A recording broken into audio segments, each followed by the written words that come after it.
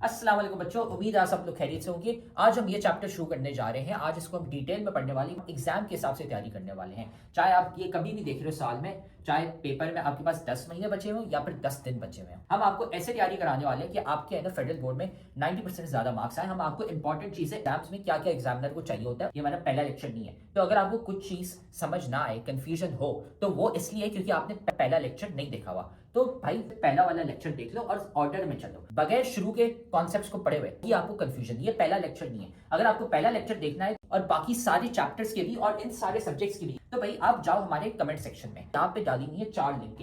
इसमें पूरी किताब की हमने प्लेलिस्ट डाली हुई है, इसको दबा दो, आपको है ना सारे लेक्चर्स मिल जाएंगे इस पूरे के पूरे सब्जेक्ट के। डाले में फ्री के नोट्स, यहाँ पे नोट्स कोई एमी नोट्स नहीं है। ये आप लिंक दबाओगे तो खुलते हैं, आपके पास हमारे 300 बच्चे जो थे जिनके 90% ज्यादा मार्क्स आए थे, उनके हमने नोट्स कंपाइल करके आपके लिए डाले हुए ताकि आप भी है ना अपने एग्जाम की तैयारी कर सको। सारे के सारे नोट्स हमने डाले हुए इन 300 बच्चों के। तो भाई ये देखो यहाँ पे पड़ा हुआ है हमारे सब्सक्राइब का बटन, इसको सब्सक्राइब कर लो, ठीक है। बेल्स भी है ना यहाँ पे दबा दो, लाइक करो वीडियो को और साथ में जाके कमेंट करो अपना वीकेस्ट चैप्टर। भाई कौन सा चैप्टर है जो तुम्हें बहुत मुश्किल लगता है, बहुत वीक लगता है, हम क्या करेंगे उसका निकालेंगे one shot lecture. One shot lecture एक लंबा सा पूरे चैप्टर का लेक्चर होगा, उसमें हम आपको एग्जाम ओरिएंटेड तैयारी कराने वाले हैं ताकि आपके है ना पेपर में 90% मार्क्स आ सके। तो जाके कमेंट करो कौन सा चैप्टर आपको बहुत मुश्किल लगता है। फिर ये याद रखना कि भाई हमारे लेक्चर्स, हमारे नोट्स, सारे गेस्ट पेपर्स काम के होते हैं। ये 300 बच्चे हैं जिनके ना 90% ज्यादा मार्क्स आए थे। तो सारा मटेरियल कमेंट सेक्शन में सबसे पहला कमेंट है, वहां पे पड़ा हुआ है। और अगर आप भी उन बच्चों की तरह 90% ज्यादा मार्क्स लाना चाहते हैं तो आप भी है ना हमारी बैच ज्वाइन कर सकते हैं,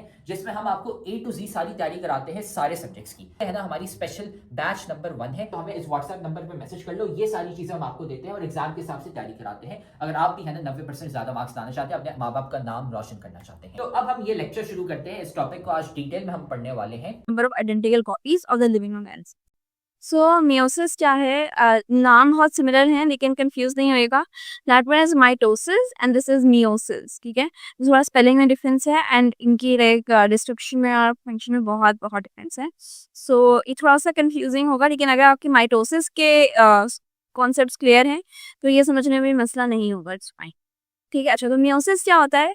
ये जैसे माइटोसिस हमने बात की थी कि वो सेल डिवीजन है जिसमें सिर्फ एक पेरेंट इन्वॉल्व होता है, जैसे कि ए सेक्सुअल रिप्रोडक्शन वाली सेम बात थी, एंड वो आपके आइडेंटिकल सेल्स बनते हैं, राइट।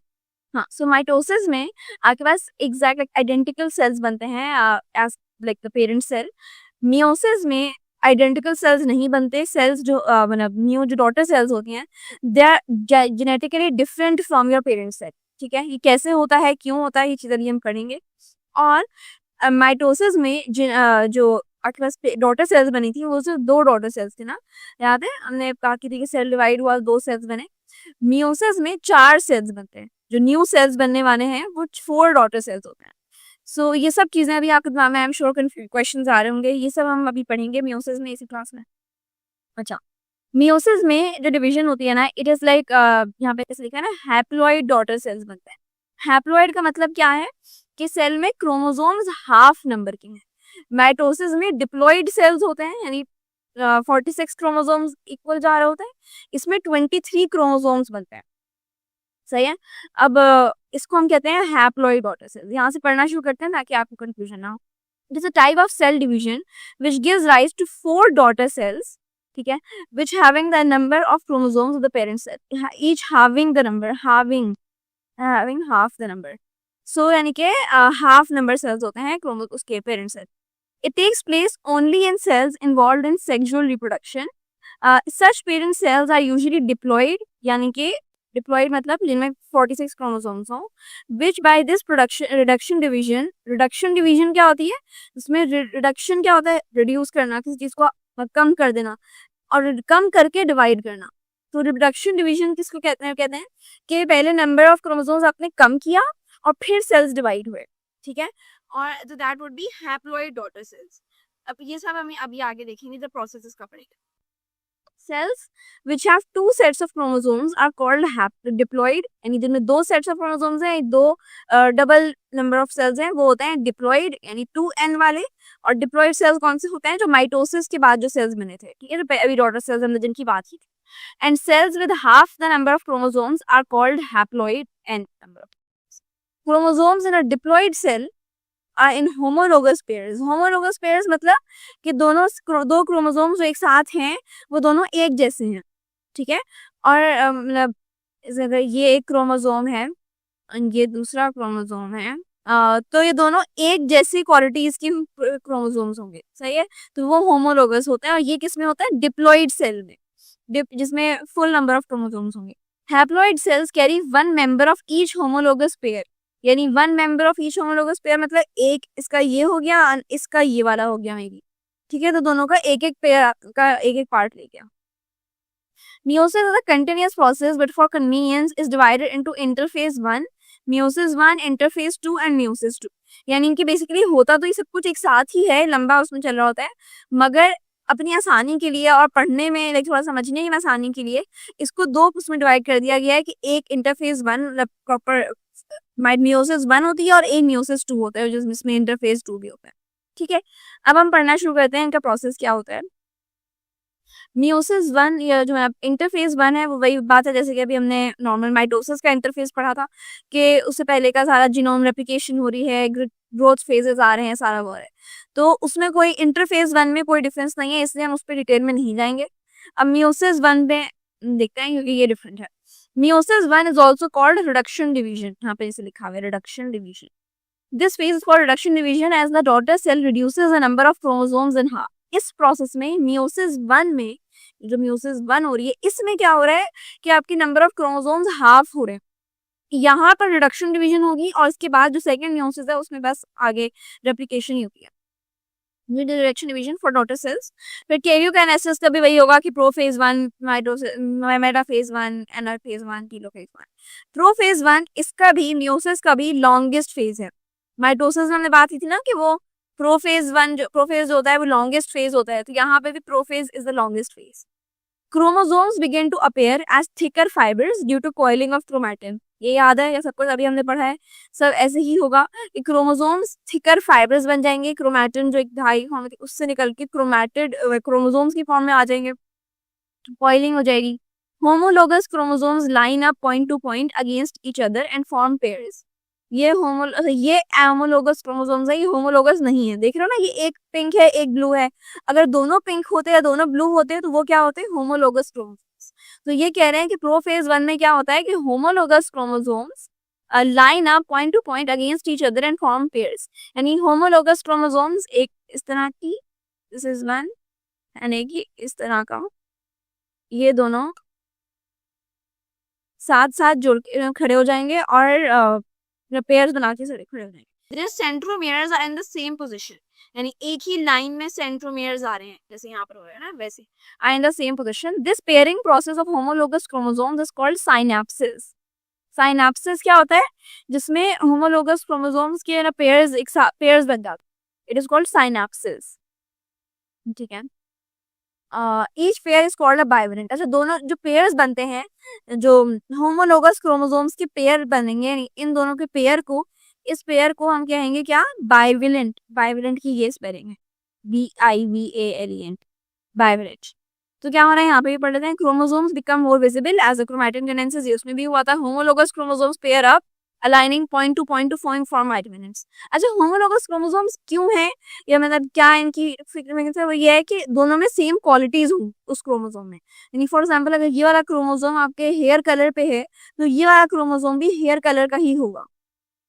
एंड अभी मैं इसके बारे में आगे बताऊंगी आपको कि ये होमोलोगस क्रोमोसोम्स को पेयर अप होने की क्यों जरूरत है, ये अभी आगे पता चलेगा, तो डोंट वरी। फिर यहाँ पे क्या होता है, बहुत नया और बहुत ही इंपॉर्टेंट प्रोसेस एक होता है जिसको हम कहते हैं क्रॉसिंग ओवर। क्रॉसिंग ओवर के बगैर ना मियोसिस का कोई फायदा ही नहीं है। मियोसिस में सबसे इंपॉर्टेंट स्टेप ही क्रॉसिंग ओवर वाला है। अब देखो, बाइवेलेंट्स बन गए, सारे साथ साथ खड़े हो गए, क्रॉसिंग ओवर होती है, यानी non sister chromatids of homologous chromosomes join each other at some points along their length. यानी दो, फॉर एग्जांपल ये क्रोमोसोम्स हैं, इनके दो के पेयर्स ने, एक ने इस तरह से जिस पे लाइक जहाँ पर ये जिस तरह से यहाँ पे वो बनेगा इनका, जहाँ पे दोनों अटैच हो रहे होंगे, जहाँ पे दोनों की मिल रहे हैं, दोनों के sister chromatid non sister chromatids, उस पॉइंट को कहते हैं कायस्मा या कायस्मेटा। सही है. Such points are called chiasmata. Each chiasma is the site of exchange some genetic material between chromatids. अब हो क्या रहा है, इवन दो ये होमोलोगस क्रोमोसोम का पेयर नहीं है, मगर स्टिल बात सब में सेम होती है. एक ये क्रोमोसोम है, एक ये क्रोमोसोम है. इसका इस वाले क्रोमोसोम में मतलब सिस्टर क्रोमैटिड्स कौन से होते हैं, अगर ये और ये होते, यानी दोनों पिंक वाले क्रोमैटिड्स सिस्टर क्रोमैटिड्स हैं और दोनों ब्लू वाले क्रोमैटिड्स आपस में ब्लू सिस्टर क्रोमैटिड्स हैं.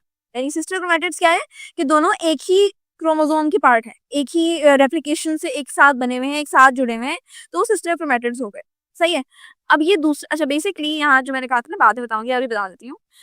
मेयोसिस में क्या होता है, जो मेयोसिस है इसमें हो रहे हैं 2 पेरेंट्स इन्वॉल्व, तभी आपके पास मतलब हाफ नंबर हो रहे हैं और 4 डॉटर सेल्स बनेंगे, बिकॉज इसमें 2 पेरेंट्स इन्वॉल्व है. इसको हम कहते हैं सेक्सुअल रिप्रोडक्शन, यानी फादर से भी आ रही है क्रोमोसोम और मदर से भी आ रहा है. तो ये अगर पिंक क्रोमोसोम है, फॉर एग्जांपल ये मदर का है और ब्लू वाला जो है वो फादर का है, तो अब फादर की और मदर की दोनों का जो क्रोमोसोम का पेयर बना है, मतलब ये जो दोनों आपके खड़े हो गए 2 क्रोमोसोम्स एक साथ, इसको हम कहते हैं होमोलोगस क्रोमोसोम या होमोलोगस क्रोमोसोम. तो ये जो है इनमें दोनों में सेम क्वालिटीज होंगी, फॉर एग्जांपल, ठीक है, कि यानी हेयर के ऊपर है, आई कलर के ऊपर है. अब वो जिस पॉइंट पे कनेक्ट किया ना दोनों सिस्टर क्रोमैटिड्स, बिकॉज ये पिंक वाले दोनों तो किसके थे, मदर के थे, और ये ब्लू वाले जो थे एक दूसरे क्रोमोसोम के थे. तो इन्होंने जिस पॉइंट पे क्रॉसिंग ओवर की या जिस पॉइंट पर मिले हैं आपस में, इस पॉइंट को कहते हैं कायस्मा. और कायस्मा में क्या होगा, कायस्मेटा की वजह से जेनेटिक मटेरियल एक्सचेंज हो जाएगा. यानी ये अगर पिंक वाले का इंफॉर्मेशन है कि इनका आई कलर ब्लैक है और जो ब्लू वाले का है इनका आई कलर ब्लू है, तो ये दोनों यहाँ पे मिल जाएंगी इंफॉर्मेशन. ठीक है. अब ये चीज एक्सचेंज हो गई इंफॉर्मेशन, यानी एक्सचेंज हो गया जेनेटिक मटेरियल, कि ब्लैक उधर चला गया, ब्लू इधर आ गया, तो ये इस तरह का एक क्रोमोसोम का पेयर बन जाता है. सही है. ऐसा कि कुछ ब्लू के ट्रेसेस इधर भी हैं और कुछ पिंक के ट्रेसेस इधर भी हैं. सही है. अब इसको हम कहते हैं each chiasma is a site for exchange of some genetic material between chromatids. The exchange of segments of non-sister chromatids during prophase 1 is called crossing over. यानी 2 नॉन सिस्टर, अगर सिस्टर क्रोमैटिड्स में आपस में एक्सचेंज होता तो कोई फायदा ही नहीं था, बिकॉज तो एक ही बात है. अगर दोनों पिंक में आपस में एक्सचेंज हो रहा होता तो एक ही बात थी, क्योंकि भाई दोनों में ही ब्लैक कलर का आई कलर की बात हुई है. लेकिन बिकॉज वो दूसरे नॉन सिस्टर क्रोमैटिड्स एक्सचेंज हुआ, अब क्रॉसिंग ओवर हो गई है, अब जेनेटिक वेरिएशन आएगी. अब जो बेबी होगा या जो भी अब नया सेल बनेगा, इसमें हो सकता है ब्लैक हो सकता है ब्लू हो सकता है ग्रे आईज हो, डिफरेंट है, अब हमें कुछ नहीं पता. सही है. तो इस तरह से एक क्रॉसिंग ओवर होती है जिस वजह से जेनेटिक वेरिएशन आती है. आपने कभी देखा होगा कि हो सकता है आपकी बहुत सारी क्वालिटीज आपकी मदर से या फादर से मिलती हो, मगर कुछ क्वालिटीज आपकी फीचर्स हैं वो आपके मदर फादर से अलग भी हो, तो उस चीज को हम कहते हैं जेनेटिक वेरिएशन, जो कि इसी फेज की वजह से आती है. प्रोफेज 1 की वजह से जेनेटिक वेरिएशन आ रही होती है. Is this clear everyone? अभी पहले हम यहाँ से 1-2 लाइंस पढ़ रहे हैं, फिर हम मेटाफेज चलें. To the end of prophase 1, chromosomes are fully condensed and paired chromosomes repel each other. यानी कि भाई ये लेक्चर तो तुम बहुत मजे से देख रहे हो, लेकिन तुम्हें पता है कि लेक्चर देखने से खाली 90% मार्क्स नहीं आ जाते. असल में भाई मार्क्स कैसे आते हैं, तो भाई ये लेक्चर देखने के बाद आपने नोट्स खुद के बनाने होते हैं और फिर साथ में आपने प्रैक्टिस भी करने होते हैं सवाल. भाई ये हमारा फेवरेट कोट है, 90% marks don't come from just hard work, they come from consistency, smart strategy and proper revision. भाई स्मार्ट तरीके से पढ़ो. स्मार्ट तरीका ये हमने आपको बताया हुआ है, तो साथ में हम आपको तरीका भी नहीं बता रहे, साथ में हम आपको दे रहे भाई नोट्स. जाओ कमेंट सेक्शन में, नोट्स में से आपको मिल जाएंगे भाई उन बच्चों के नोट्स. 300 बच्चे थे जिनके 90% ज्यादा मार्क्स आए थे, उनके नोट्स वहां पे पड़े हुए, लेकिन साथ में उधर नीचे हमने आपको सवाल भी दिए हुए प्रैक्टिस के लिए. ये यहाँ पे पूरी गूगल शीट पड़ी हुई है भाई, यहाँ से जाके सवाल प्रैक्टिस करो. खाली ऐसा कुछ नहीं होता कि हाँ हम लेक्चर देखेंगे हमारे मार्क्स आ जाएंगे, नहीं भाई, नोट्स पढ़ने होते हैं और साथ में इनकी प्रैक्टिस भी करनी होती है सवालों की. बाय द एंड ये प्रोफेज 1 के आखिर में ऐसा नहीं होता सिर्फ एक ही पेयर ऑफ क्रोमोसोम्स में क्रॉसिंग ओवर हुई, ये इतनी ज्यादा क्रॉसिंग ओवर हो रही होती है, इतनी ज्यादा हुई होती है कि आखिर में ये दोनों एक दूसरे को रिपेल करना शुरू हो जाते हैं, बिकॉज मतलब इतनी अगेंस्ट चीजें होती हैं दोनों में कि ये वाले दोनों आपस में एक साथ खड़े भी नहीं होंगे, यूं उस तरह से क्लोज नहीं होंगे. However they are still attached at chiasmata, chiasmata पे अटैच्ड रहेंगे मगर वैसे अलग अलग हो जाते हैं. न्यूक्लियोलाई न्यूक्लियर एनवेलप डिसअपियर, वही बात. Spindle apparatus is found. ये वाला पॉइंट और ये पहला वाला point, chromosomes become more visible, ये सेम है जो माइटोसिस की फर्स्ट फेज में पढ़ा था हमने प्रोफेज में. सही है. बाकी चीजें यहाँ तक अब क्लियर हैं, क्रॉसिंग ओवर, बायोडेंट फॉर्मेशन वगैरह. अच्छा, तो प्रोफेज 1, हाँ मेटाफेज, हम आते हैं मेटाफेज 1 पे. अच्छा, ये एक एग्जाम डायग्राम मैंने यहाँ पे अटैच की हुई है जिससे आपको समझ में आएगा. होमोलोगस क्रोमोसोम्स ये इस तरह के हैं, ठीक है, एक ये ब्लू वाला एक क्रोमोसोम है, ये दूसरा लाइट ब्लू वाला है, इन दोनों की आपस में क्रॉसिंग ओवर हुई, इस पूरी चीज को हम कहते हैं बाइवेलेंट। जो दोनों का मतलब इन दोनों को मिलाकर जिसको कहते जब दो क्रोमोसोम्स के पेयर साथ में खड़े होते हैं, होमोलोगस क्रोमोसोम्स साथ होते हैं, इस चीज को कहते हैं बाइवेलेंट। और जिस पॉइंट पर क्रॉसिंग ओवर हो रही है, जिस पॉइंट में मतलब आप अटैच होते हैं दोनों क्रोमोसोम्स आपस में, नॉन सिस्टर क्रोमैटिड्स, उसको कहते हैं कायस्मा, ये chiasmata. Is this clear? Alright, recombinant, यहाँ पे ये बन जाता है रिकॉम्बिनेंट क्रोमैटिड्स, जिनमें मतलब नई कॉम्बिनेशंस बन चुकी है। सही है, पहले तो कॉम्बिनेशन ऐसी नहीं थी, फिर हमारे साथ। अब आते हैं मेटाफेज 1 पर। बाइवेलेंट्स, बाइवेलेंट्स क्या है? ये ऐसे, ये जो बाइवेलेंट है, ठीक है, जिसमें दो होमोलोगस क्रोमोसोम का पेयर। Bivalents are arranged at the equatorial plane. अच्छा, तो उसमें माइटोसिस के मेटाफेज में क्या हुआ था कि इस तरह से एक सेल के बीच में अब बस यूं क्रोमैटिड्स आ गए थे ना, ऐसे ऐसे यहाँ पर दो दो करके खड़े होते हैं, मतलब इसमें इस तरह से होगा, जैसे ये वाली बनाई है, ये मियोसिस का मेटाफेज 1 में ऐसे खड़े होते हैं कि होमोलोगस क्रोमोसोम्स या बाइवेलेंट्स जो हैं वो इक्वेटोरियल प्लेन पे खड़े होते हैं, not that single single chromosome नहीं खड़े होते, बाइवेलेंट्स अटैच होते हैं at the equatorial plane. And equatorial plane, for those who don't know, मैंने बताया था कि होता है middle part of a cell, जिसमें मतलब जहाँ पर सारे स्पिंडल अपैरेटस अटैच होते हैं सेंट्रोमियर से, मिडिल है of the cell. Spindle fibers are attached to the centromere of the chromosome very band. One member of homologous pair receives a spindle fiber from one pole and one other member from the opposite pole. यानी कि अगर इस तरह से हैं तो ये वाला इधर चला जाएगा और ये वाला इधर आ जाएगा। होमोलोगस क्रोमोसोम्स का एक पेयर वहां गया, एक पेयर यहाँ गया। Is this clear? मेटाफेज में ऐसा होता है।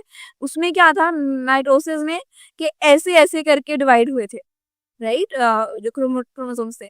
इसमें पूरा पूरा क्रोमोसोम एक उधर जा रहा है और एक इधर जा रहा है। Is this clear everyone? This is spindle fibre from one को।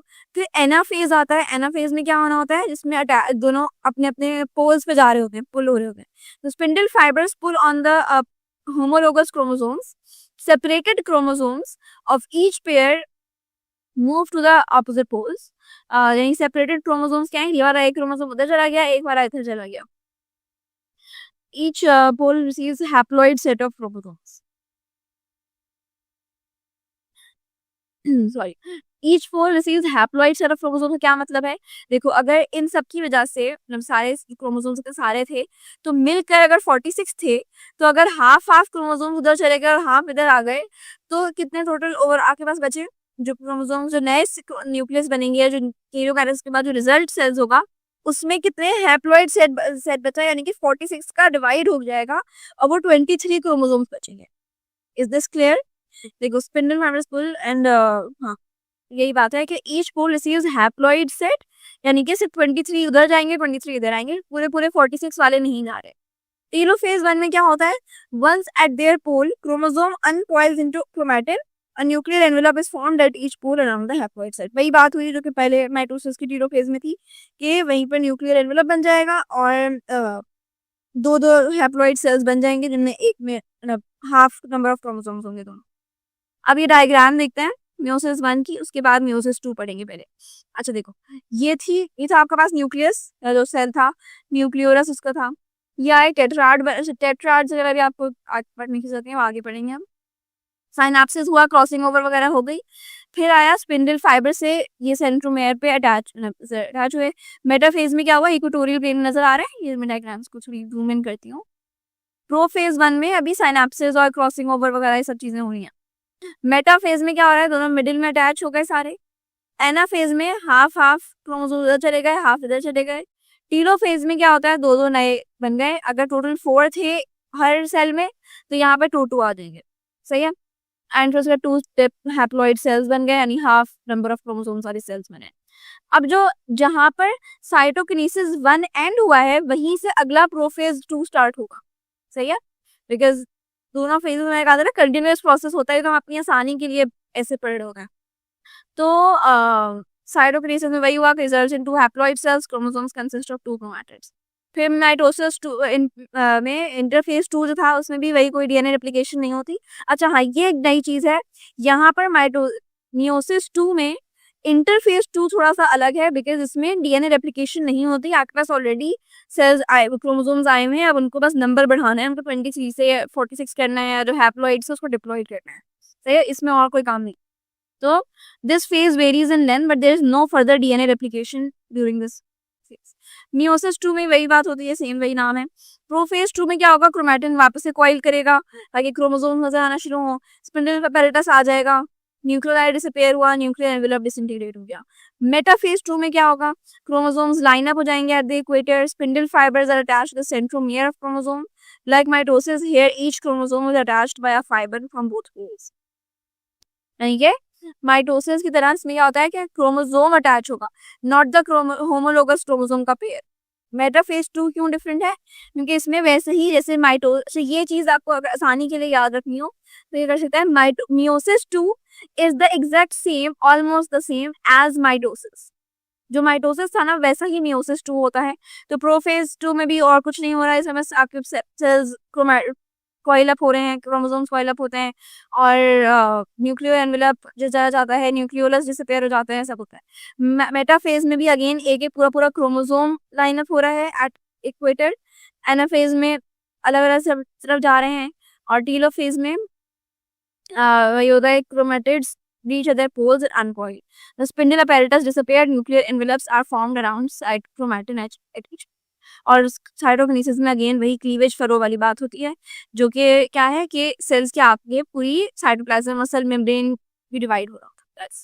तरस में क्या होता है, divides to form 4 haploid daughter cells, each cell has half the chromosome number of the original parent cell and is genetically unique. ठीक है, जब हम आते हैं सिग्निफिकेंस ऑफ मियोसिस में, कि मियोसिस क्यों इंपॉर्टेंट है, अभी हमने लास्ट क्लास में डिस्कस किया था कि माइटोसिस की इंपॉर्टेंस है, माइलोसिस की सिग्निफिकेंस। तो मियोसिस की सिग्निफिकेंस क्या है, तो जो चीजें वहां पर हमने पढ़ी थी उसकी सिग्निफिकेंस ऑफ माइटोसिस वही यहाँ पे इसकी ऑपोजिट हो जाएगा, because significance of meiosis is की मेंटेनेंस ऑफ क्रोमोसोम नंबर। ये इंश्योर करता है कि सेम नंबर ऑफ क्रोमोसोम्स हों जो कि सारी जनरेशंस की तरफ जा रहे हैं, बिकॉज अगर रिडक्शन हो रही होती तो क्रोमोसोम नंबर कम होते जा रहे होते, है ना, बिकॉज अगर लाइक फर्स्ट दफा आपका डिप्लॉइड था, उसके बाद जो हैप्लॉइड हुआ तो वो हैप्लॉइड ही मेंटेन होता रहता, तो इसको मेंटेन करने के लिए दोबारा से मियोसिस 2 होता है ताकि सब इन क्रोमोसोम्स एक ही नंबर पे आ जाएं और सबके पास इक्वल नंबर ऑफ क्रोमोसोम्स हो, सबके इक्वल नंबर ऑफ फीचर्स हों, सही है। तो ये एक सबसे पहली सिग्निफिकेंस है। During life cycle of sexually reproducing organism, diploid germ cells undergo meiosis to produce haploid daughter cell which act as gametes. Fusion of such haploid gametes thus maintains chromosome number specific to for each species. Humans have 46 chromosomes in their somatic cells, और जो बाकी आपके germ cells होते हैं जैसे egg और sperm वगैरह, उनमें 23 सेल्स होते हैं, क्रोमोसोम्स होते हैं, ठीक है। फिर जेनेटिक वेरिएशन आती है, ये चीज हमने उसमें नहीं पढ़ी थी। माइटोसिस में ये उसका एक नुकसान है कि माइटोसिस की वजह से जेनेटिक वेरिएशन नहीं हो रही होती, तो मियोसिस में जेनेटिक वेरिएशन हो रही होती है क्योंकि आपके पास नई नई चीजें आ रही हैं, नई फीचर्स आ रहे हैं, नई क्वालिटीज आ रही हैं। Variation are differences among members of same species, they are necessary for the survival of species in always changing environment. अगर एनवायरनमेंट चेंज हो रहा है तो हो सकता है कि आपके पास एक किसी के पास फीचर आ जाए जो कि अडेप्ट कर सकता हो बहुत सर्दी में, और किसी का एक फीचर आ रहा हो जो कि अडेप्ट नहीं कर सकता। सो जब दोनों में जेनेटिक क्रॉसिंग ओवर होगी तो मे बी वो वाली जीन से खुद है जो अडेप्ट कर सकती हो, ठीक है। तो जेनेटिक वेरिएशन बहुत जरूरी है। फिर फॉर्मेशन ऑफ गैमीट्स होता है कि आपके पास नए गैमीट्स होते हैं जो कि सेक्सुअल रिप्रोडक्शन कर सकते हैं, जिसकी वजह से बेबी फॉर्म होता है, तो ये सब चीजें बनाते हैं, ठीक है। फिर हम कंपैरिजन कर लेते हैं दोनों का, मियोसिस का और माइटोसिस का, यहाँ पर ये चैप्टर एंड हो जाएगा। तो माइटोसिस क्या है, माइटोसिस सोमैटिक सेल्स में होती है। सोमैटिक सेल्स कौन से होते हैं, जो बॉडी सेल्स हैं, स्किन सेल्स, डाइजेस्टिव सेल्स, आपकी न्यूरॉन्स वगैरह, इन सब में माइटोसिस होती है। और जर्म लाइन सेल्स जो हैं कौन से हैं, जैसे कि भाई एग सेल, स्पर्म सेल, जो कि जिनसे सेक्सुअल रिप्रोडक्शन करनी होती है, तो वो वाले मियोसिस में ये मियोसिस उनमें होती है। और माइटोसिस में एक दफा डिवीजन होती है, मियोसिस में 2 दफा होती है। प्रोड्यूस 2 डॉटर सेल्स, मियोसिस में 4 डॉटर सेल्स बनते हैं। Daughter cells produced are diploid, और इसमें हैप्लॉइड बनते हैं। हैप्लॉइड क्या होता है, half number of cells. Daughter cells become part of somatic body, इसमें डॉटर सेल्स गेमीट्स ही फॉर्म करते हैं। ये जो मियोसिस से होने वाले जो सेल्स होते हैं वो पूरी बॉडी में आपको और कहीं नहीं मिलेंगे, सिर्फ गैमीट्स बनाने वाले सेल्स में ही मिलेंगे। All chromosome remain independent of each other, और होमोलोगस क्रोमोसोम जो है आपस में पेयर कर लेते हैं। इसमें कायस्मेटा नहीं बनता, उसमें कायस्मा बनता है। नो क्रॉसिंग ओवर, इसमें क्रॉसिंग ओवर टेक प्लेस करती है। Daughter cells are genetically identical, genetically alike, उसमें जेनेटिकली डिफरेंट होते हैं, वेरिएशन वाले सेल्स बनते हैं। In most cases daughter cells can divide again, और gametes produced by meiosis can not divide anymore. तो this is all the differences. अच्छा, इसका क्या मतलब है? माइटोसिस में जो आखिरी पॉइंट है कि इन ज़्यादातर केसेस में डॉटर सेल्स जो बने हैं, अभी आपके पास नए जो सेल्स आए हैं, ये दोबारा डिवाइड कर सकते हैं। ज़ाहिर है अगर ग्रोथ हो रही है तो वही जो सेल्स बने हैं दोबारा डिवाइड कर रहे हैं। मियोसिस वाले सेल्स दोबारा डिवाइड नहीं करते, क्योंकि वो एक सेल बन गया, बस वही अब सेल यूज होगा, दोबारा मजीद डिवीजन की जरूरत नहीं होती। तो उम्मीद है अब आपको है ना ये टॉपिक समझ आ गया। हमने सारे के सारे सब्जेक्ट्स और सारे के सारे चैप्टर्स के हमने नोट्स डाले हुए हैं, लेक्चर्स डाले हुए हैं। इधर कमेंट सेक्शन में चले जाओ, नोट्स पढ़े हुए हैं, लेक्चर्स पढ़े हुए हैं, गेस्ट पेपर भी हम आपको दे रहे हैं और इंपॉर्टेंट चीजें भी बता रहे हैं, ताकि आपको है ना एग्जाम की डेट्स भी पता चल जाए और आपका एग्जाम मिस ना हो जाए। सारी चीजें हमने कमेंट सेक्शन में डाली थी, वहां से है ना जाके वसूल कर लो उसको। तो आप देख रहे हो कि हमारी इतने सारे बच्चे हैं जिनके 90% ज्यादा मार्क्स आए। क्यों? सवाल देने के साथ साथ हम सिखाते हैं कि भाई आंसर कैसे लिखते हैं। आंसर लिखने का एक तरीका होता है, वो तरीका हम सिखाते हैं सिर्फ और सिर्फ हमारी बैच वाले बच्चों को, इसलिए हमारे इतने सारे बच्चे हैं जिनके 90% ज्यादा मार्क्स आए हैं। तो अगर आप भी हमारी बैच ज्वाइन करना चाहते हैं ताकि आपके भी 90% से ज्यादा मार्क्स आए, तो हमारी बैच खुली है। इस व्हाट्सएप नंबर पे हमें मैसेज कर लो, आपको ये सारी चीजें मिल जाएंगी। हम आपको सिखाएंगे कि भाई आंसर कैसे लिखते हैं। टॉपर बच्चे जो 90% ज्यादा मार्क्स लाते हैं वो आंसर कैसे लिखते हैं ताकि एग्जामिनर मार्क्स काट ही ना सके, ताकि वो एग्जामिनर बोले भाई ये लो फुल मार्क्स। हमें इस व्हाट्सएप नंबर पे मैसेज कर लो और हम आपको ऐड कर लेंगे हमारी बैच में, और फिर आप भी है ना 90% से ज्यादा मार्क्स ला सकते हैं।